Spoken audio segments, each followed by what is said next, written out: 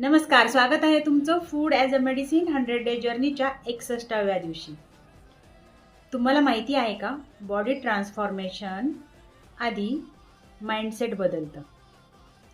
Weight लॉसची सुरुवात ही शरीरापासून नाही, माइंडसेटपासून होते. मी तुम्हाला एक सिंपल क्वेश्चन विचारते. जेव्हा तुम्हाला भूक लागते तेव्हा तुम्ही शरीराला विचारता की मनाला? कारण बऱ्याच वेळा आपण भूक लागली म्हणून खात नाही, तर स्ट्रेसमध्ये खातो, बोर झालं म्हणून खातो किंवा मूड खराब आहे म्हणून खातो.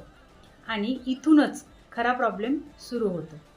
जेव्हा फूड ॲज अ मेडिसिन म्हणजे फक्त हेल्दी फूड खाणं नाही, तर प्रत्येक मील तुमच्या बॉडीला हील करण्याची एक संधी असते.